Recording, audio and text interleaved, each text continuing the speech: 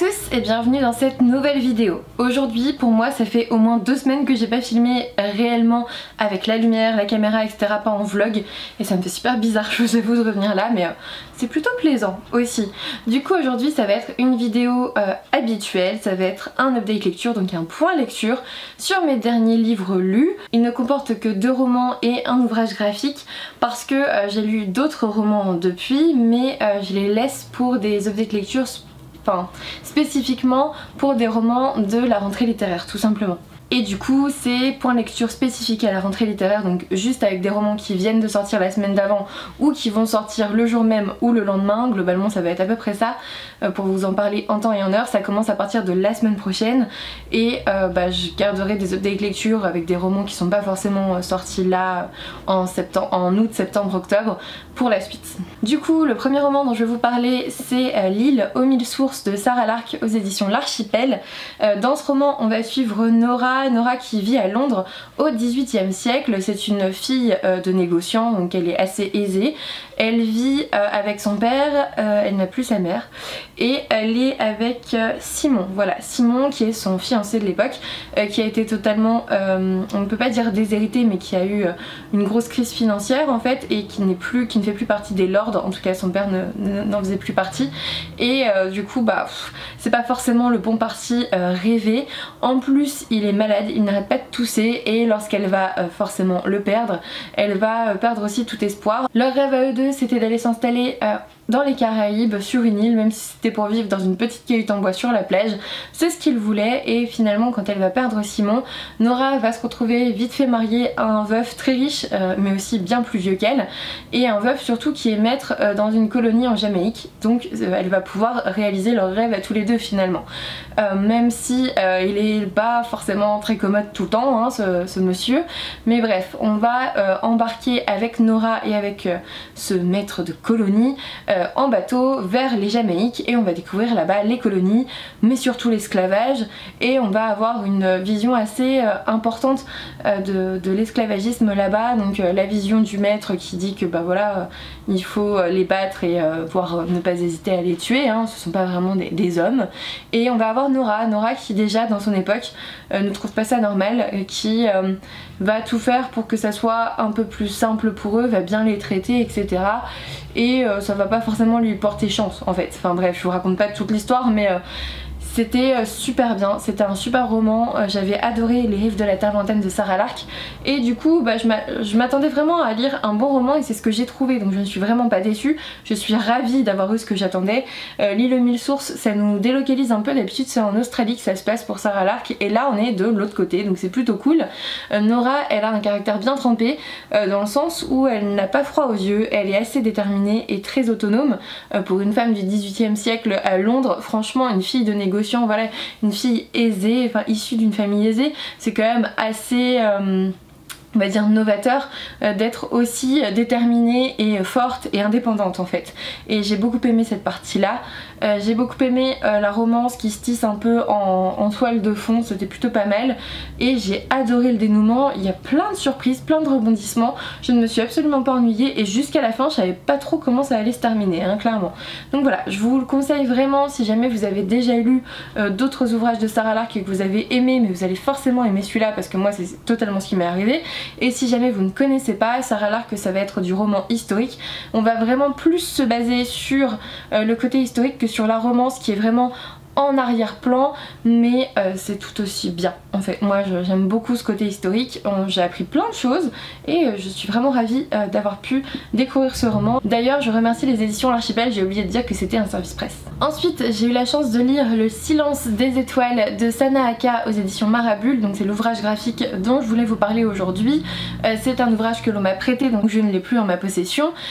Dans ce roman graphique on va suivre une jeune femme dont j'ai oublié le prénom, mais c'est pas important, et je crois que c'est même pas dans le résumé d'ailleurs, peut-être même qu'elle s'appelle Sana hein, tout simplement comme l'auteur.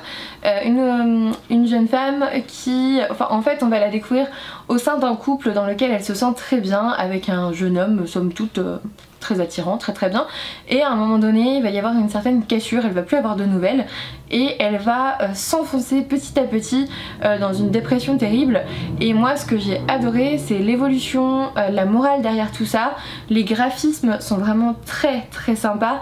Si jamais vous voulez avoir un petit aperçu des graphismes, en fait Sana Aka elle a son propre blog depuis longtemps où elle poste déjà ses petits dessins, donc vous pouvez avoir un aperçu sur ça. Je vous mettrai bien sûr le lien en barre d'infos comme d'habitude. En tout cas moi j'ai beaucoup aimé les personnages, même les amis de la jeune femme sont très charismatiques et très intéressants, et moi j'ai bien aimé cette petite nana qui est au fond de la dépression et qui finalement va quand même pas se laisser faire. Elle va remonter la pente, elle va bien évoluer et à la fin elle va dire merde quoi, et surtout elle va mettre un peu en pratique ce que je dis souvent à certains patients qui sont dépendants de quelqu'un qui ne les traite pas bien. Elle va apprendre à s'aimer assez elle-même pour savoir dire non à ceux qui ne nous traitent pas bien et les évincer de leur vie en fait. Et moi j'ai bien aimé ce côté là, c'est à dire que au début on la voit totalement brisée etc, et par la suite elle prend confiance en elle et au bout d'un moment elle se laisse plus faire quoi, on ne lui marche plus dessus. Et moi j'ai beaucoup aimé cette partie là, j'ai adoré cette histoire et vraiment c'était un bon ouvrage graphique hein. Ça prend longtemps, c'est pas la petite BD hein. Je sais plus combien il fait de pages, il doit faire plus de 200 pages donc j'ai passé un excellent moment avec cet ouvrage. Et enfin je vais vous parler de Égarer la tristesse de Marion McGuinness aux éditions Erol. Alors dans Égarer la tristesse on va suivre Elise, voilà Elise qui a 31 ans et qui a un petit bébé de quelques mois, je sais plus, ça doit faire 9 mois à peu près, et en gros quand elle était enceinte de 6 mois elle a perdu son mari qui a eu la bonne idée de décéder d'un AVC alors qu'il était au volant de sa voiture. Donc elle se retrouve toute seule, elle a dû accoucher toute seule et elle n'a pas vraiment une famille soutenante hein. Sa mère elle est insupportable et voilà c'est très compliqué pour Elise évidemment avec ce deuil là à faire de son mari alors qu'elle vient d'accoucher, elle a un petit bébé quoi à s'occuper, donc il y a la descente des hormones à la suite de l'accouchement, il y a le deuil à faire, il y a le fait de se retrouver toute seule pour la première fois avec un premier enfant. Évidemment elle est au fond du trou Elise hein. Elle est dans une dépression totale et je trouve que c'est vachement bien mis en avant au début. Le rythme est assez lent au début mais en fait il est aussi lent qu'Elise. Elise elle est totalement ralentie, elle est absolument plus dans sa vie, elle est juste totalement passive et elle survit pour son enfant et pour s'en occuper en fait tout simplement. Du coup j'ai trouvé ça plutôt bien fait et Elise elle a la chance d'avoir une dame, une voisine en fait à l'étage d'au-dessus, surnommée Manu, qui a 80 ans je crois à peu près, enfin bref une vieille dame qui va lui proposer d'aller passer quelques semaines dans sa maison de campagne dans laquelle elle ne peut plus aller parce qu'elle est trop âgée, elle n'y arrive plus, et dans laquelle elle a passé de très bons moments. Elle va donc finir par y aller, même si au début elle veut pas trop. Elle va finir par se retrouver dans cette maison, je crois que c'est à Pornic sur la côte atlantique, voilà c'est ça, et elle va revivre au contact de la mer, au contact de ses vacances qui la changent un petit peu de son appartement où tout lui rappelle son mari, et elle va évoluer à ce niveau là et d'un seul coup elle va avoir un colocataire inattendu. Évidemment sa petite voisine avait un petit peu manigancé les choses. Globalement je me suis totalement cantonnée au résumé donc il n'y a aucun spoil hein. On vous parle du colocataire inattendu en dernière phrase du résumé, donc voilà. Moi j'ai plutôt bien aimé, évidemment c'est du Erol donc on va être dans de l'évolution, dans pas forcément du développement personnel mais des réflexions sur notre vie personnelle, ça c'est sûr. On a un état dépressif qui est très bien décrit, qui est très bien fait, donc au niveau psychiatrique c'est vraiment sympa à lire, et même au niveau du deuil on a de très belles réflexions.